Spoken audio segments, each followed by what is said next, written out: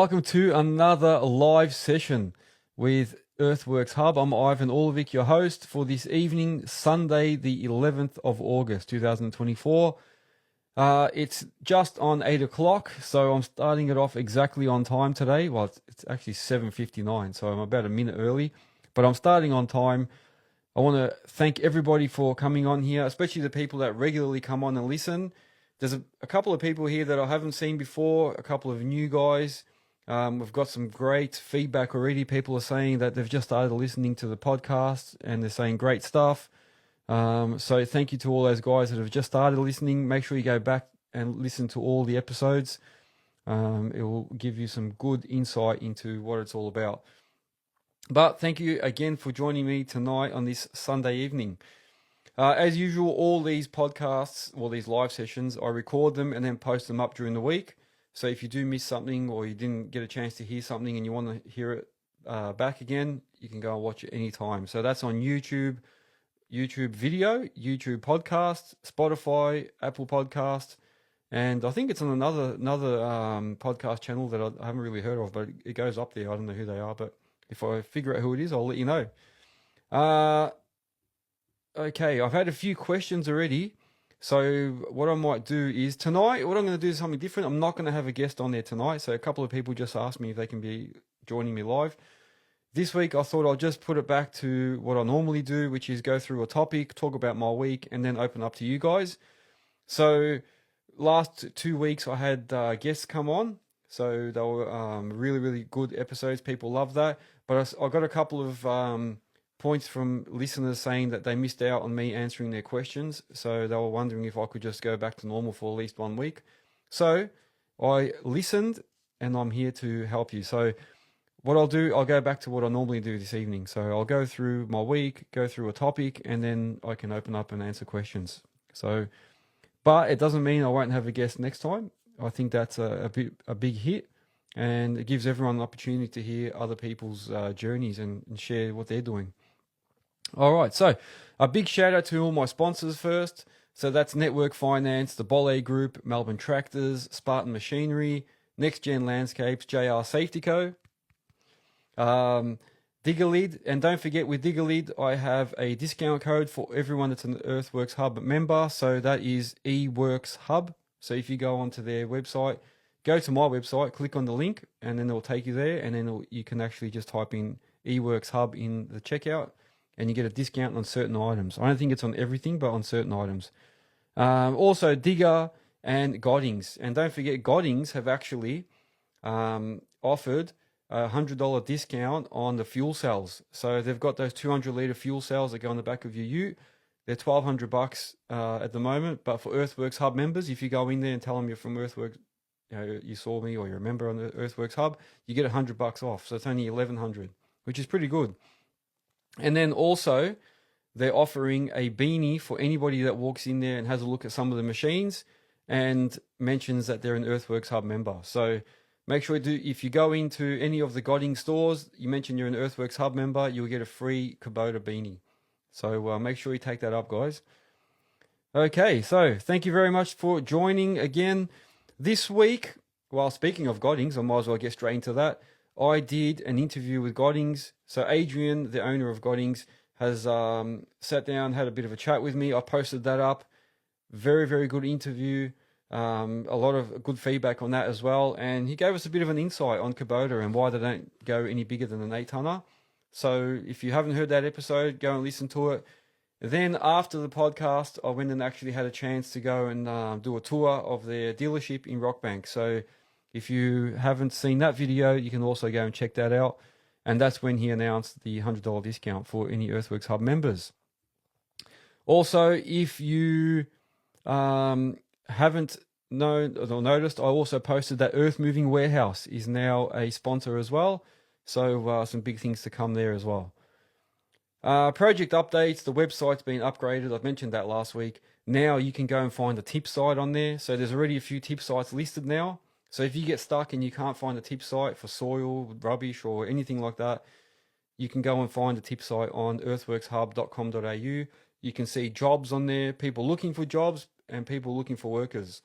And you can also see events. So Diesel Dirt and Turf is listed on there.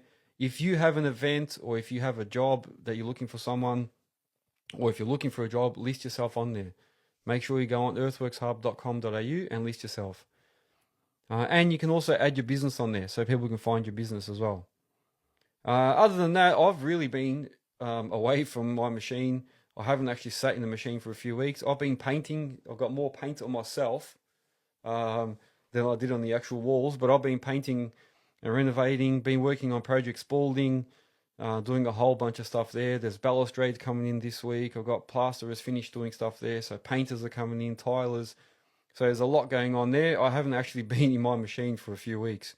So I actually went there the other day to start it just to see if it works, and it had a flat battery. So I'm going to have to go and get a jump starter and give it a kickstart. I can see people sending me likes. Thank you very much for that. I can see that, but I haven't mentioned it. And that's it. Yeah. So basically that was my week. So like I've promised, I'm going to spend today, instead of doing it with a guest, I'm going to spend time answering your questions as usual.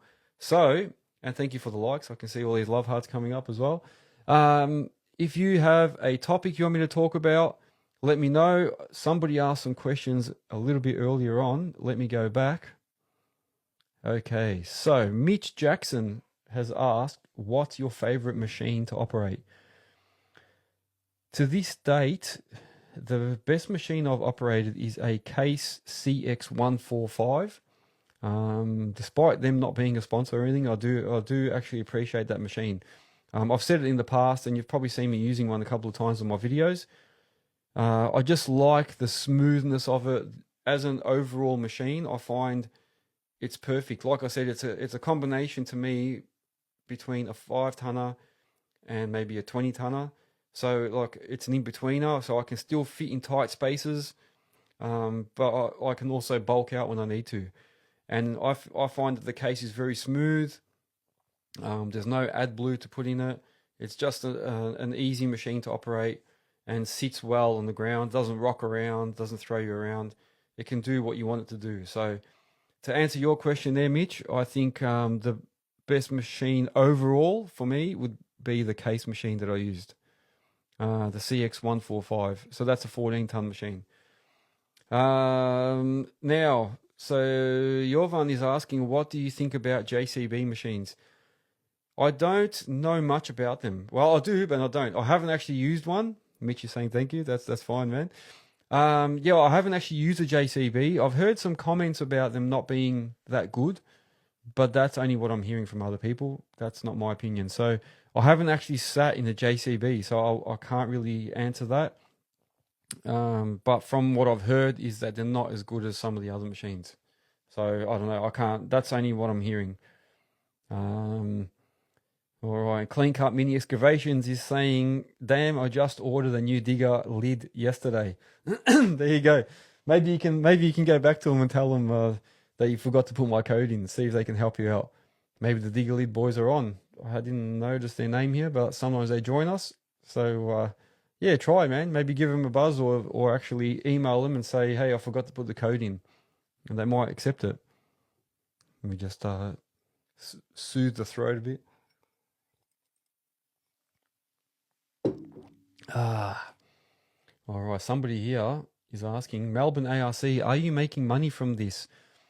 You know what? I'm not one to discuss money and stuff, but I'll tell you straight, I'm not making mega bucks, and I actually didn't know how far this was going to go when I started it. So, you know, like I didn't have like any expectation. So at the moment, yes, my sponsors are helping me out a little bit. So they're giving me some funds to put their names up and do some stuff for them, videos and that. But it's not mega bucks. It's not anything where I can say, you know what, I can stop working and just do this. But it might get there. I don't know. It might get there. If it gets bigger and I feel like it is, I feel like I'm doing a lot more and I'm getting a lot more sponsors and a lot more people inquiring and asking questions and listing their businesses and doing stuff. It might get there, but at this stage, it's not giving me enough where I can say, hey, you know what, I don't have to go and dig anymore. I still have to keep that cash flow going and sit in my machine and do stuff. So just to honestly answer you there, it's not making mega bucks. In fact, it's not making that much, but I'm doing it more so just to help you guys, to help everyone in our community. So that's why I'm coming up with all these tip site search functions and trying to make it easier because I'm trying to fix the problems that I have. So, for instance, you know, how many times do you do a job and you're like, shit, man, I can't find a tip site. Where do I go? And you got to try and call people or look on Google quickly. Whereas this way, if you go to Earthworks Hub, it'll be on there. Go into tip site, put in the state that you're in, and it'll give you a whole list. So just for instance, that sort of stuff. I'm trying to just make it easy for everyone. And then if the money comes, it comes, man. I'll be happy. Nexgen Civil. Here we go. Nexgen Civil is asking, what's your favorite brand of excavator? My favorite brand. That is a good question.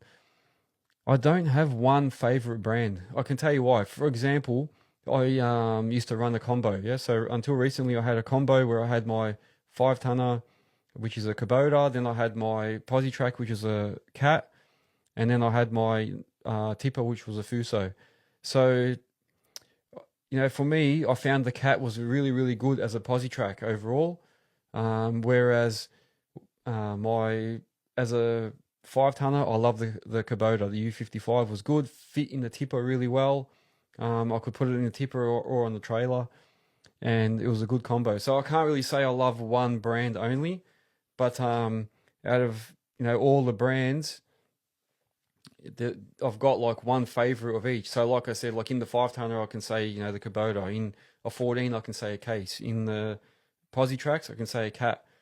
But you know, there's probably other ones that I haven't used, and I don't really know if they're any better. But out of all the ones that I've used, they're the ones that I like in those sizes. Then in like the 20-ton machines, I like the Kobelco. So, you know, it depends. But then again, I haven't really sat in that many different machines to be able to say, you know, which ones are better. But yeah, I like different brands in different sizes. If that helps, hopefully that answers your question. We've got On Grade on here. Mitch Jackson. So he's saying, do you ever get bored of Earthworks and not like being in a cab all day? Honestly, yes, I do. I do get bored of it sometimes, which is what prompted me to start looking at doing other things. So, one, I was lucky when I had a lot of workers. I wasn't constantly in the machines, so that sort of helped a little bit because I wasn't in there every single day. And then also, what I did to break things up is I went into multiple machines. So by having different sizes, I could be in my 14-tonner one day, then I could be in the PosiTrack another day, I could be in my tipper all day for one day, and that helped a lot because I feel like if I was just in one machine all the time, I reckon I'd go crazy.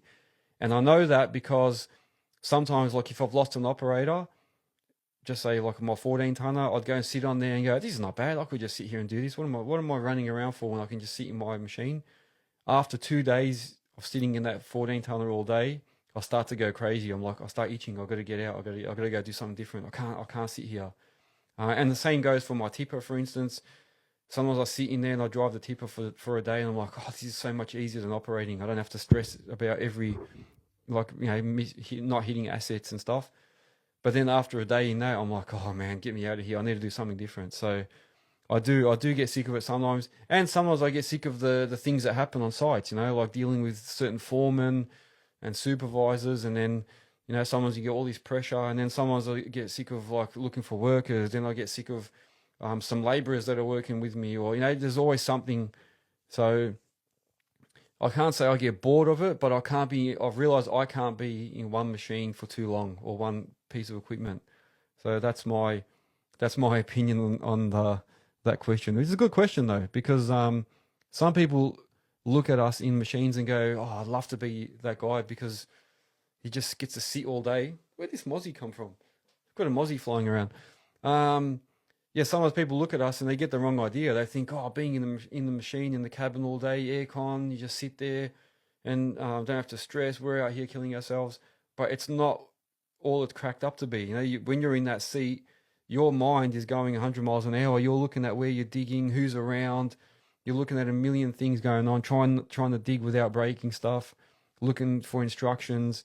The UHF is going off. Like just a million things going on, and I think, yeah, just I don't know, like it's not as easy as it looks, but also, yeah, after you've been in there for so long, it can get a bit boring. So it depends.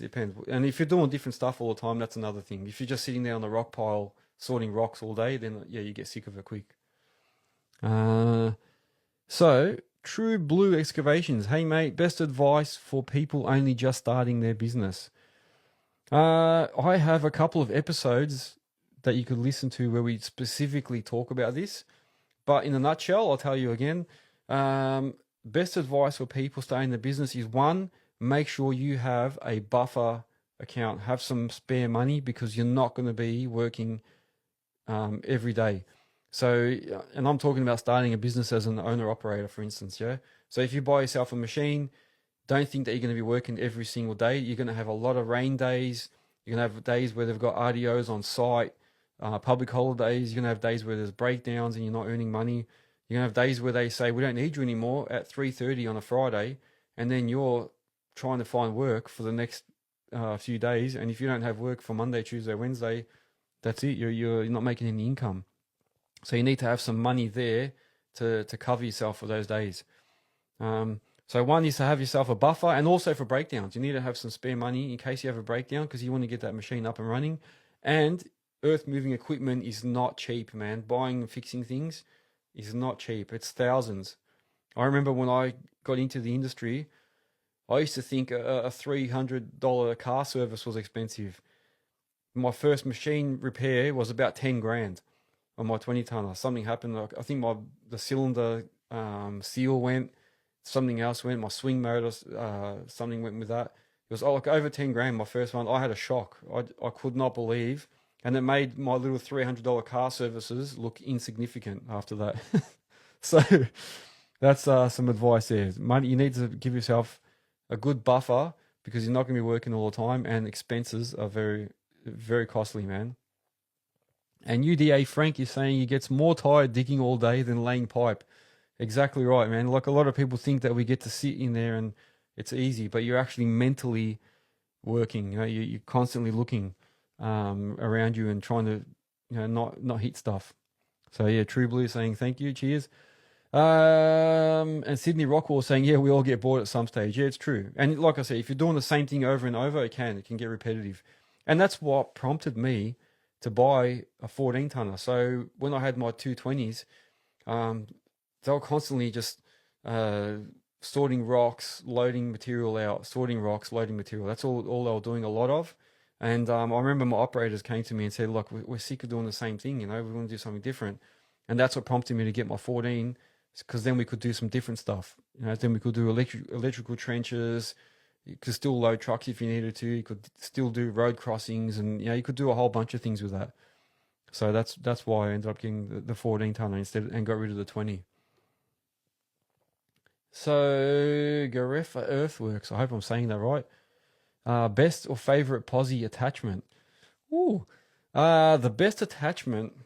So if we're talking about basic attachments, I think a smudge bar is by far the biggest thing that you need with the posi track. Any posi track needs to have a smudgy, I reckon you need, or a leveling bar, whatever people want to call them here.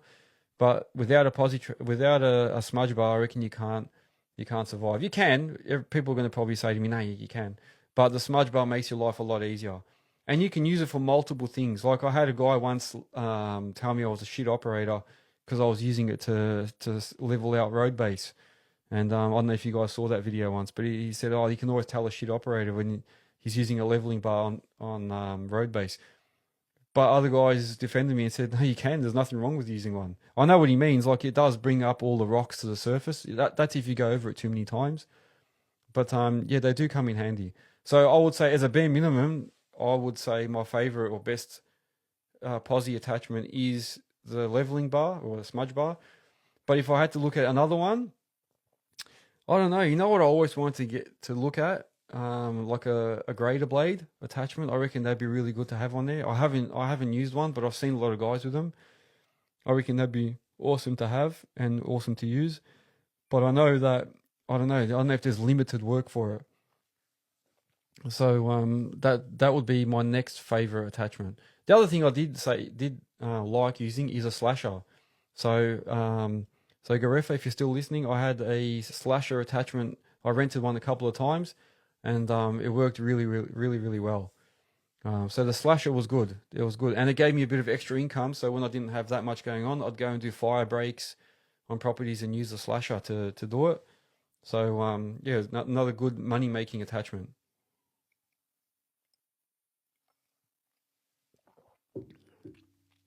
All right.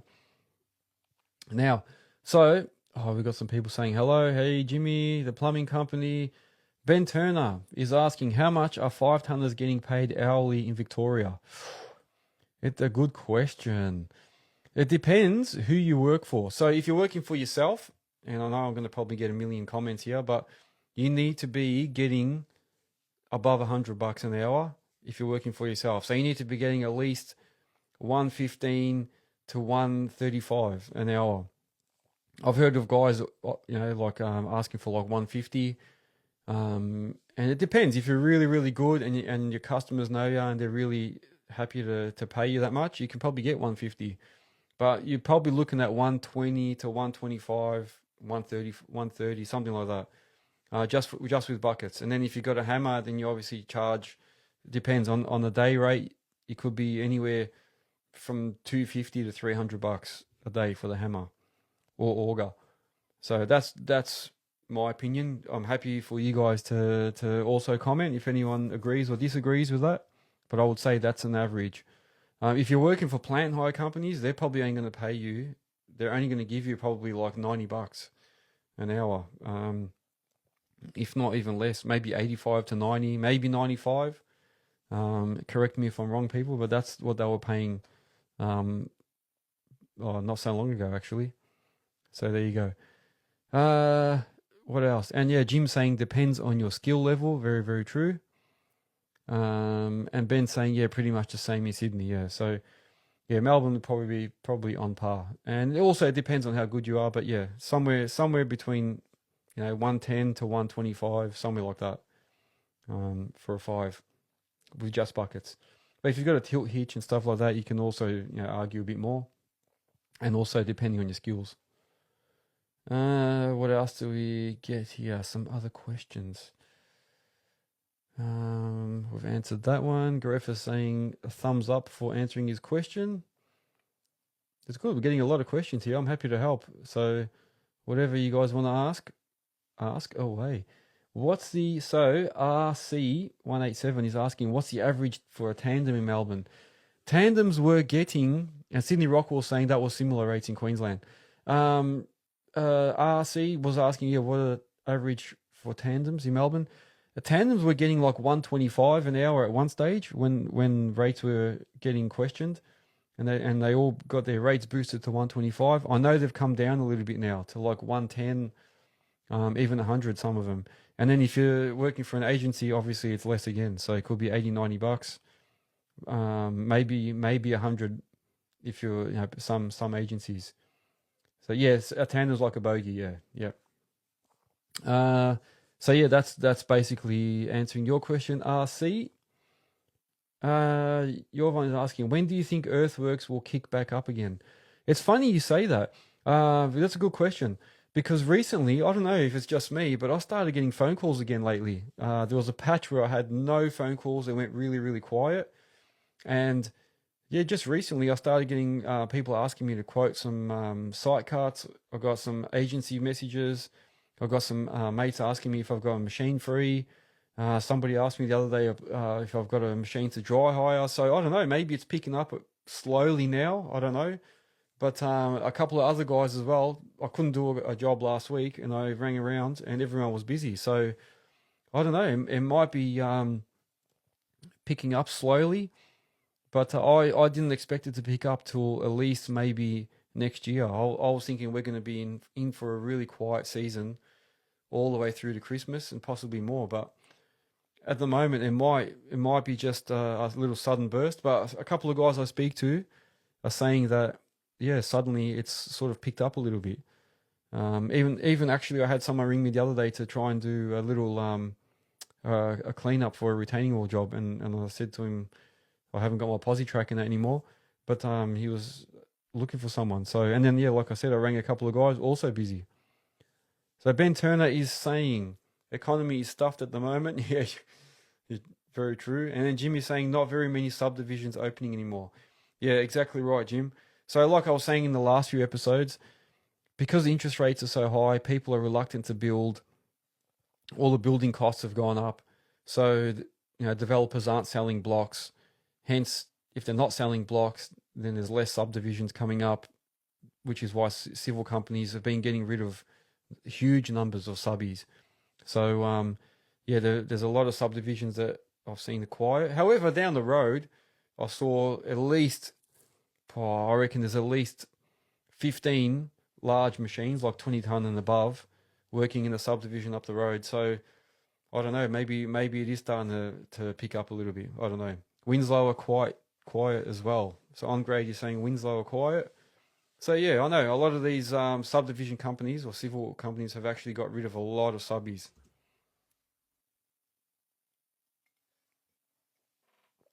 So I reckon until rates start coming down, which is good to see that they held off. So they've held the rates at the same level this week.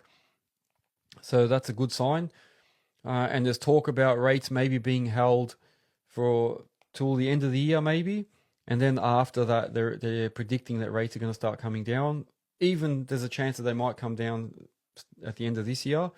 If that's the case, it might increase confidence in people again, and people might start buying and building again. But it is quiet. And I know even with like my project Spalding, to get tradies, it used to be really, really hard. Now it's not so hard. I can call tradies in the last minute and say, hey, I need you, and they'll come.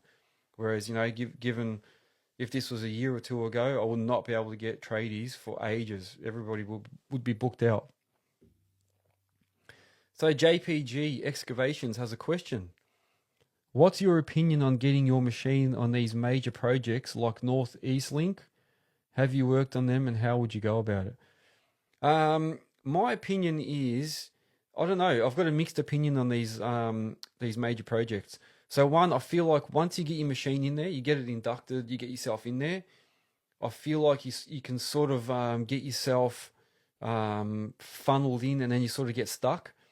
And then, like, if you want to take your machine out to do other work, it's very, very difficult, because then you got to take it out, get it reinducted if you want to come back. Getting in and out of there is not very easy. So a lot of times you got to book your machine to come in and get a float coming in, because it's not very easy. So I feel like once you go in there, it can be a little bit hard. And then they're also selective about your operators. So I hear that, especially if they're unionized, they're very selective about who goes in there. And it's a lot about who you know, not what you know. So these are things I'm hearing, because I haven't actually gone and worked on there. So I'm just sort of giving what I'm hearing here. Is that, yeah, it's very difficult to get in there unless you know somebody in these projects. And then also, once you are in there, I feel like then you've got RDOs, shutdowns, all these things, all these days where you're not working and making money, and you can't take your machine out to go and do other stuff. So that means you're going to be missing out on income on those days. So that is one maybe disadvantage of going on those big major projects. However, I don't know, the pay rates, if they're any better, I hear that they're not any better than, subdivisions and other civil companies. It's hard to say, yeah, but I haven't worked on them. I'll lie. I have been on there for like a day or two, just to fill in for someone, but I've just sat like on their machine and gone in, been inducted, come back out. So I haven't actually put my machines in there. I think I did one, which was not a major project, but I was on like a huge road project, and that was a pain, man, because they wanted me to leave my truck on site, but only pay me for my machine. So I had my posi track on the job. We were doing like a big road widening. They wanted me to leave my truck on site so that every morning they could allocate where they want my machine. I would have to go drive to my truck, start it up, go pick up the machine from wherever I left it from the day before. So somewhere along this major highway, I'd pick up the machine, float it down, I don't know, 2 kilometers down the road to where they want me to work for that day. Leave the truck there, take the machine back at the end of the day, or take the truck back to the yard at the end of the day, which they had a little yard for us. But they would only pay me for the machine, and they wouldn't pay me float costs. And so basically, they were using my truck as a float or a transportation or as a combo, but only paying me for one machine. So my truck had to sit there all the time. So I couldn't even get a driver to use my tipper during the day. I had to just stay on their site. So I got out of there. It was a bit of a shamble. And then also when I used to work, they'd tell me, give me instructions, and then they'd leave and I'd do what they want. Then they come back and there's different supervisors will say, no, you shouldn't have been here. You should have been working over there. So there was like too many different supervisors with different agendas and different instructions. It was just very, very difficult. And then I tried out a couple of operators while I was there, and they kept rejecting them. They're like, no, we don't want this guy. You got to come back. And then they'd send another guy. No, he's no good now. You got to get a different guy. So it was just very, very difficult for me because if they didn't get along with my new worker, they'd just tell me, you got to get rid of him or your machine's going. So they called the shots all the time. It was very, very hard. So hopefully I didn't go in too deep there, but that is my opinion for JPG's question. But not to say I've heard other people love those jobs. So other guys go in and they just stay on these jobs long term. They reckon they're a bit safer, and the machines stay on for longer. And if you're happy with that, then maybe it's all right. And if you get it, you might end up with a good supervisor or a good crew that you're working with, and then you might be okay. But that's my opinion anyway.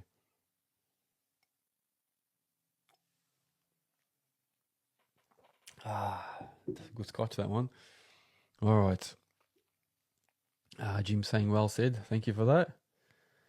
On grade 135 is asking, Carey Civil, any good as a whole? Carey Civil, I see them on all these major projects. I do see them around, and they've been around for a while. So there must be a reason. So they must be good if they're still hanging in there. I don't personally know them, but from looking at these job sites, they're constantly on those bigger sort of projects, road widenings, all that sort of stuff, infrastructure. So there must be a reason. They must be either they're in bed with someone there and they've got some good contacts, or they're a good company and they've got good workers. But I personally haven't actually dealt with them, and I can't really answer how they are as a company. But they must be doing something right because they're always around. And they've always got nice new machines as well, I've noticed. So there must be a reason that they're still around. JPG saying thank you. All right. What else is there? Any other questions, people? Let's keep going. This is good. We've got a whole range of questions here. So I had a topic for this evening. I can, while everyone's thinking of their questions, I can talk about that topic if you like. So this topic is a topic I was inspired by a guy called Mulder. So I don't know if you guys ever listen to him on Spotify, but the Mulder Life podcast, it's by Andy Mulder, I think he's in the States. And he actually talks the same as I do. He comes up live and talks about his landscaping business, and he talks about, machinery and workers and all the same similar sort of things. So I do listen to him a bit. And he inspired me because the other day he had a new episode come out, and somebody asked him, how important is it that you get support from your spouse or your partner? Or how significant is it? And that's for business owners. So if you're a business owner, Sydney Rockwell saying, yeah, awesome landscaper in the USA. Yeah, there you go. So other people do listen to him. Yeah, I think he's really good to listen to, and he gives good advice as well. And somebody asked him, how important is it that your significant other is supportive of you when you're a business owner, especially for us small business owners and owner operators. And he was talking about how his partner is his biggest supporter and biggest fan, and she's been there from day one and always has been his soundboard and all these things he was saying. And I was thinking, that is exactly how I am. That's exactly how my wife is. And look, if you're single, you can relate this to maybe having a close friend or a family member that can be your soundboard. And I think it's very important to have somebody that's supporting you in the background. So especially when you're starting a business. So like my wife, when I first started, she was my biggest supporter. I was about to leave. I was about to leave this job where I had a set salary, good money. I was a manager, and like I was not comfortable, but I could have been. If I wanted to, I could have just sat back and had a good wage. But I always had this urge to start a business, yeah, and start, especially in landscape, in earth moving and stuff. And she was my biggest supporter. She was like, "Don't worry, you'll do good. You're business minded. You know what you're doing. You don't, you don't do, you don't just take risks. You know, you've done a calculated assessment. You're going to do well." So she's always been my supporter, and she helps me with big decisions as well. So, when I'm buying machines, she may not be involved directly in the business. So she's not actually, doing, operating machines. She's not doing the books. She's not doing any of that. So she's not formally in the business, but she knows about all my decision making and all my decisions. So especially if I've got big decisions to make, even when I'm buying machines, she might not know like which brand is good, which brand is no good, and what different sizes machines are. But I just give her like a couple of reasons or a couple of examples of why I like this machine or that machine, and she'll help me make a decision.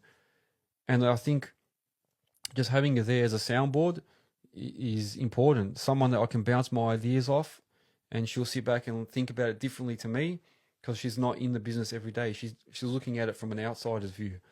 And then she'll give me honest opinions and say, like, do you really need that machine? Or does it really matter if it's this brand or that brand? Or, how often you're going to use it? She'll ask me questions that I don't ask myself. So I think it's very, very important that your partner or your spouse or your friend or family member is supporting you. You've got someone there. Especially if you don't have a business partner, then you really are relying on your spouse or partner to be your support. And I remember at the start, I told her, we're going to have to take out a big chunk of money to buy some machines, and I'm going to not be working for a while, and it's going to take a while for my first money to come in. And she was like, yep, all for it. Go. I trust you. You're not going to put us in the shit. Just do it. And that really helped. It helped me going, as opposed to someone being negative and saying, nah, you shouldn't do it. Nah. Then, that doesn't really help. And that's for, like I said, even employees, any projects, like I'll bounce off her and say, oh, I had a really tough day today, or I'm having troubles with this worker, what should I do? Or I'm thinking about hiring someone, and then she'll ask me questions like, do you really need them? Like, where are you going to put them? Just questions like that. Sometimes it opens up a conversation, and then you work stuff out. And we do a lot of that while we're walking. So we'll go do like walks around the area, or walk around while the kids are playing sports, and we do a lot of talking. And it's my time where I can actually open up and ask questions, or tell her if I've had a bad day, or we're going through some tough times at work. I'll open up, and she's like a therapist, I can say, which is really, really handy to have. So they do play a significant role in a business. So even if they're not directly involved. But yeah, this guy, Andy Mulder, if you're ever listening to Spotify and you're looking for another podcast, apart from my podcast, if you're looking for another podcast, go listen to this guy. He's pretty good. And that was his last episode, actually. So it'll be, if you click on him, you'll see that episode there. In between that, some people have asked questions. Have I ever done demolition? I have done some demolition. I don't have a demo license, so I had to do a demo while I was working for somebody else. Under their license, I suppose. It was good. It was good fun. We actually demolished a house, a single-story brick house. We had to get the asbestos guys in to come and take all the asbestos. Take all the asbestos sheets out, and then we did all the rest. It was good fun. Our demo was good, and then in between, after that, we did some. What did we do? Oh yeah, we did some garages. So without a demo license, you can do like up to a certain amount of area. So you can do like a garage or a shed, or I think like the rear part of a house, but you can't demo an entire house. So I've done a few demo things, like demoed a pool. I actually backfilled a couple of pools. So we demolished it, ripped all the concrete pool out, and then infilled it all. So yeah, I have done a bit of demo. Casabine is a big company too. Yeah, Casabine's huge. They've been a bit quiet lately. I haven't really seen much. I know Marty used to post a lot of stuff on Instagram, and now he's been very, very quiet lately. So I don't know what's going on. But yeah, Casabine's a massive company. And I also noticed I haven't seen that many of their machines floating around. Like I used to see them on the road all the time. I noticed they got potty tracks and stuff as well, so they were doing a whole range of stuff. But yeah, they've gone a little bit quiet too. I don't know what's going on. On grade 135, do you have any formal qualifications like tertiary? I do actually. I do. Before I started my Earthworks business, I actually originally have a business management degree. So straight after high school, I went to uni, did a degree in business management. I actually started off doing a double degree. I did what was I doing back then? Business management and professional writing. So I was looking at being like a journalist as well. And then I deferred for a year and went and started working and doing other odd jobs. Like I did a bit of panel beating. I worked at like a car. We used to install like accessories. So it was like an accessory company. So we used to install like bull bars, tow bars, UHF radios, all that stuff. Then I decided to go back to uni myself, went back, and then I finished just a business management degree. Yeah, business management degree. And then I went and became a manager for a manufacturing plant. So I was doing that for maybe 11 years before I moved into Earthworks. So if you listen to one of my episodes, I think it's like the second or third one, I actually talk about how I started. And yeah, like a formal qualification, I think helped me in some way with the business. Because I did business management, we learnt all the accounting, we learnt about HR, like human resources, how to handle employees, all that sort of stuff. And then I think because I worked as a manager in a place for so long, when it came time to hiring employees and paying them payroll and all this sort of stuff, I had a fair idea already of like how to work with that. So that did definitely help. But if you ask me if you need a formal qualification to start your Earthworks business, you probably don't. You can just work out a lot of things as you go. And nowadays, there's so many things on Google. There's so many little self-help or small business assistance programs and all that sort of stuff you can find on the internet. So you don't even probably need a proper qualification. Barry, you got beautiful lips, my baby boy. Thank you, Barry. Is that better? Beautiful lips. Thank you, Barry. There's some people on here, I'll tell you. UDA Frank is saying, I'm in the gas industry and in the last 6 months, work has dropped approximately 35 to 40%. Things aren't looking too good in the building game. There you go. So that's in the gas industry. So yeah, definitely. So UDA Frank, thank you for that information. It has definitely quietened down in all fields. Yeah, in all industries. So I think we're not the only ones, but there's a lot of places that are gone quiet. A lot. Sorry if you can hear my dog barking in the back. There must be something going on there. Yeah, no, it's not looking too good overall. However, there were some guys on here in the last few weeks where they were saying that in Adelaide they're still going off. In Brisbane they were saying it was still going pretty good. However, I do know that in Brisbane, after talking to a couple of people, they're saying it's also starting to quieten off a bit. So it's not as busy as it was. So yeah. That is the information I have.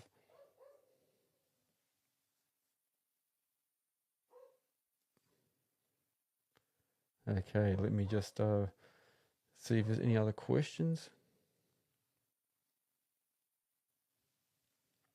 Nothing else for now. So that was my topic. Yeah, what do you guys think about the topic before? Any comments on that as well?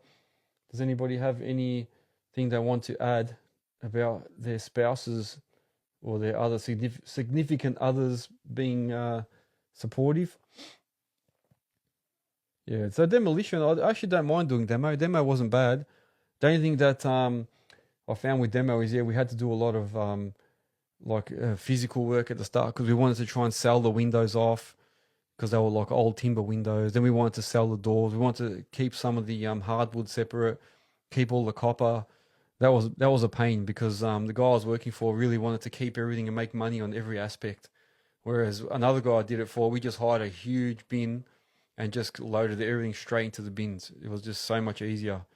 But yeah, the other guy wanted to make money on every side, so that was a bit of a pain. Craig Drury, hopefully that's Drury, is in Brisbane saying, yeah, Brisbane's getting a bit quieter. Yeah, so I've heard the same thing. KCU, that's a hard one to read. Did you do a Cert 3 in civil? No, I haven't done the Cert 3. So back when I started, it was actually a lot easier. We had a guy that he came out on site and he'd do an on site, like I suppose on site VOC, or verification of competency, if that's what you want to call it.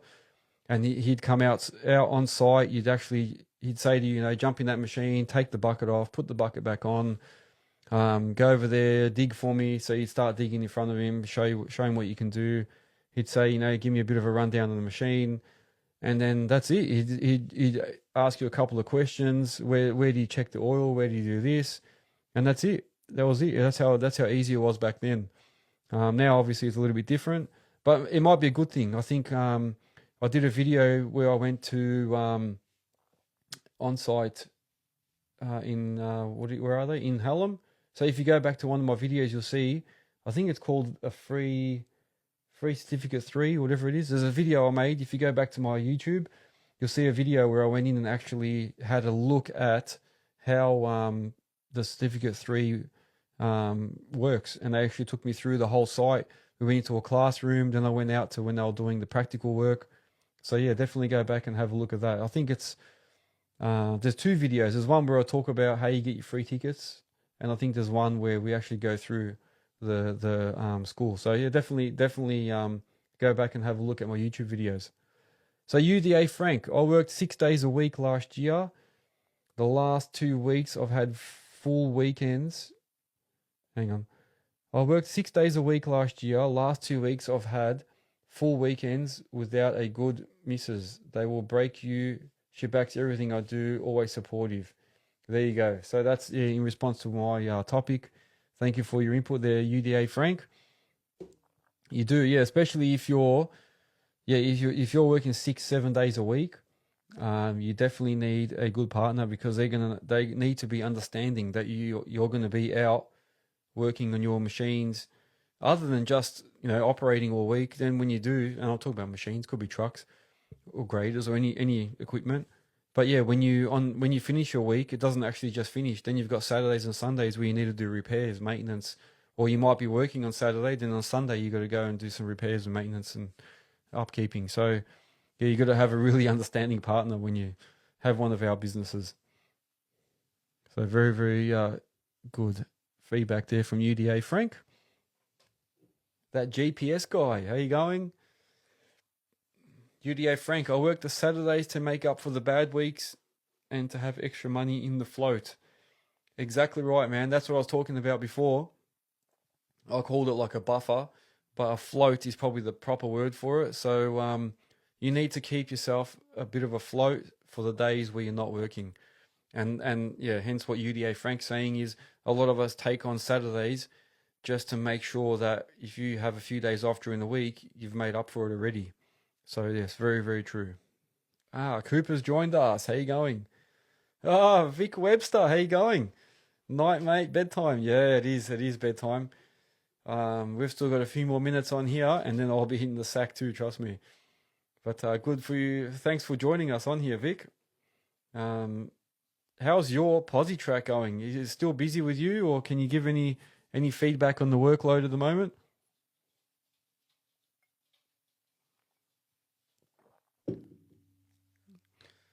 While Vic is typing, maybe he's already left us, I'm not sure. Any other questions? Guys, don't forget you can buy merch as well online. So if you go to earthworkshub.com.au, click on shop in the top right corner, it'll take you to the merch store, and you can buy t-shirts, hoodies. There will be hats coming up soon. I'm just waiting to get some embroidery stuff done. And then you'll be able to buy hats as well and beanies. So make sure you keep an eye out for that. But also, yeah, do go on there and have a look for the merch. If you want to support Earthworks Hub, you can wear one of these and represent. Also, do not forget to... Vic's saying it's all good, mate. Beautiful. That means he's still got work. There you go. So Maybe it's not that quiet. Make sure you do go onto the website and list your business on there. So if you want to advertise your business, go to earthworkshub.com.au, go on, put it into as or add listing under the contractors and trades and sales. So you don't have to be just a machine or a machine operator or machine business. Oh, hang on a minute. We've got some questions here. Sorry, I've got 2 or 3 at once. Yeah, you can make sure you list your business on there so people can find you. Let's go here. Think About It's joined us. What's going on? Yeah, another night, another live session. Think about it. Elton Mirror Co. is saying, where are you from? Victoria, Melbourne in Victoria. So down in the south. It's actually, the days have been really, really good. They reckon this week's going to be really nice. So if you can get some work done this week, do it before the bad weather comes. But they reckon it's going to be a sunny week. So a good time to get as much work as you can done before we get some rain. And don't forget to also go to my YouTube channel. You'll see a whole bunch of videos on there. All these episodes are on there. Go on there and subscribe. So make sure that you don't just go on and watch stuff. Actually subscribe as well. By you subscribing, it helps me as well. Elton Miro is saying, oh good, I'm Iran. Okay. Are you in Iran or I am in Iran? Wow. There you go. We've got people from the other side of the world. There you go. Thanks for joining us. Oh, here we go. Craig Drury is saying, I pick up more work because I run a triple combo. Yeah, I 100% agree with that, Craig. I think having a combo gives you more options, which is why that was my last thing that I did. I had a combo. Well, when you say triple, to me, I had a Posi-Track tipper and the 5-tonner, and I found that was a really, really good combo because I could do everything, all types of work. So anything from demo to, retaining walls to site cleans, site cuts, doing, slabs, plumbing, anything, because you can move material, you can bring it to the front with your Posi, you can load it with the 5. You can dig with your 5 if you need to. You can take material away. If one's not working, the other one's working. So I found like the combo worked really well. I just found, the only thing I did find with the combo is a lot of times people don't want to pay what they're supposed to pay for it. So like you turn up with your combo and they only need the 5-tonner for the day, just for instance. And then they say, oh, you got a tipper here. Oh, can you take some material away? And then you say, yeah, oh yeah, I can. And then you say to them, but it's going to be a combo rate. And they're like, oh no, but you're not in both machines at once. You're just in one machine, then you're jumping in the truck. So why are you charging me a combo? They don't understand that you're bringing 2 or 3 things at once when they could be out working separately. So that you got to charge a combo. But yeah, a lot of times I found that when I used to turn up, they'd be like, oh, you got your Posi-Track on there. Can you just run a few loads and run a few things for us? Or spread this out with the Posi, and I'm like, yeah, but that's going to be extra. And then they're like, oh, but it's just sitting there anyway. I'm like, yeah, I know, but it's a combo. As soon as you start wanting 2 or 3 things, it's a combo then. And yeah, I'll have that bit of an argument with them. So I don't know if you have the same thing, Craig. So Craig says he runs a micro combo and also now a Cat 302 that he just brought in the last month. There you go. Well done, man. Good on you. Yeah, combos are very, very handy. Vic's saying, I know exactly what you're talking about. There you go, yeah. Yeah, people often, or customers I should say, they don't realise that you turn up with a Posi, a 5 and a tipper, and that's nearly 500 grand combined with a trailer, just say for instance. And then they say to you, like, you tell them it's 100 and something bucks an hour, and they're like, oh, no way. And you start to just tell them like that's nearly 500 grand worth of equipment sitting there, and you don't want to pay me over 100 bucks. It's just crazy how it works. So yes, definitely some stuff I've encountered. Yeah, but yeah, combos do help you get more work, I have to admit, and then especially if you've got more attachments. Elton Mirror, what is your job and in what field do you do work? Our work is import and export of all goods. Well, I'm not in import and export, I can tell you that. I am in excavation works. So yeah, I do a whole range of stuff, anything to do with earthworks. So I could be working on civil jobs, could be doing landscaping, retaining walls. I could be digging for plumbers, concreters, doing site cuts, doing basements. I don't know, like a whole range of stuff. Sometimes I use the auger to drill you know, for piers and stuff, or it depends. Yeah, I do everything. Site cleans, demolition, whatever I can do with machines. That's basically what we do. Take away material with trucks, earth moving, all that stuff.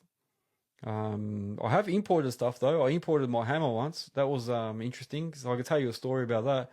When I had my first 20-ton machine, hammers were like really expensive. Yeah, I'm talking for a 20-ton machine to get like a Indeco hammer. Just say it was like 30 grand or something. It was crazy, crazy money. I think it's still the same anyway. 30, 40 grand for a hammer. I couldn't justify it. So I went onto the website and found one in China, and I was like, I'm going to get one from them. It was like 13 grand. And I was like, I can get one from China for 13 grand.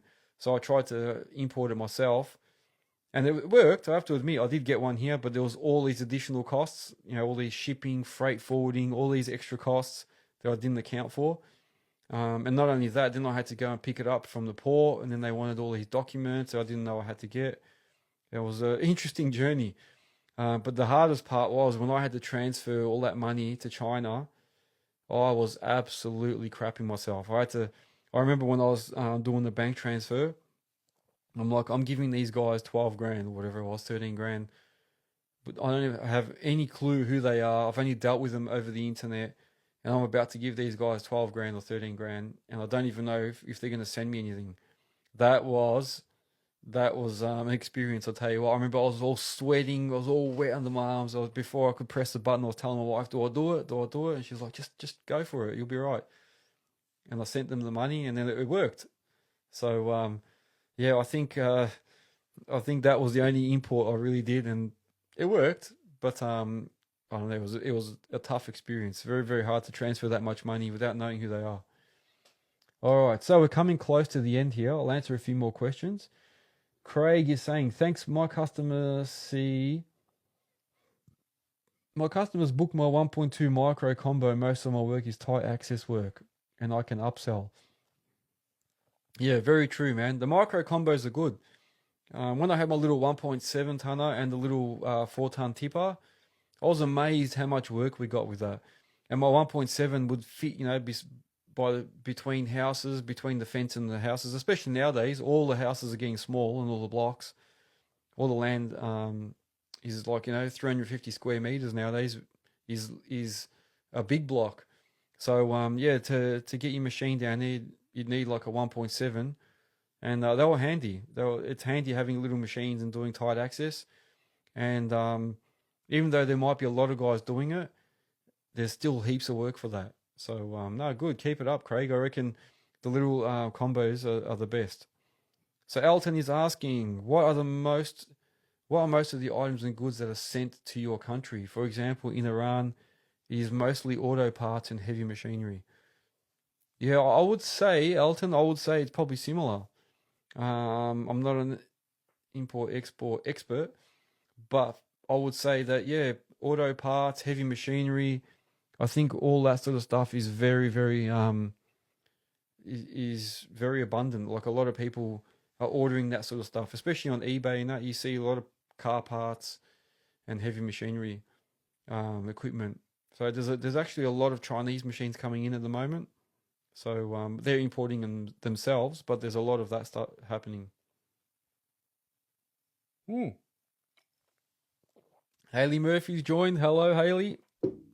How you going? So you've caught us right near the end. I'm just about to finish up. Well, 9 o'clock is our finish time, but we've got a couple of minutes. I've been answering all these questions for everyone. Thank you to Godings for also sponsoring, and hopefully you liked that video I put up this week of me and Adrian having a chat. And UDA Frank is saying, yeah, well, we don't make much in Australia anymore. It's very true. Our manufacturing has really, really declined, which I don't know if that was actually a mistake. I feel like maybe we made a big mistake getting rid of all our manufacturing. We probably should have kept some stuff. But yeah, we don't really manufacture anything anymore, so it's all imported. And unfortunately, I think it's going to be a long time before they consider, even if they did consider manufacturing stuff in Australia again, which I think somebody announced not long ago, which is an issue that we had. Even if we did want to start manufacturing again, it'll take a while to start up. So I don't know. It's going to be interesting because we are very, very predominantly importing. Hmm. Well, I am nearly out of scotch. Well, I think I am out of scotch. So that means it's nearly 9 o'clock. Guys, I really appreciate you all coming on these Sunday night live sessions. I appreciate all the questions, and hopefully you're happy with all the answers I've been giving. Like, I'm not a professional, but I can give you the best answers I can based on my experiences and what I'm hearing around the traps, as they say. Um, I'm here every Sunday, 8 o'clock. I think it's Eastern Standard Time, but I'm here at 8 o'clock every Sunday on TikTok and Instagram. I post these up, so if you do miss an episode or you've joined us late and you want to go back and see something, go onto my YouTube and you'll be able to see it. Also on Spotify and Apple Podcast. Thank you very much. If you want to support Earthworks Hub, go to the merch store on our website. And if you want to list your business, list a tip site, list a job, or list an expo or an event coming up, go on to Earthworks Hub, list it on there. And I will see you guys on the next episode. Thanks for joining me.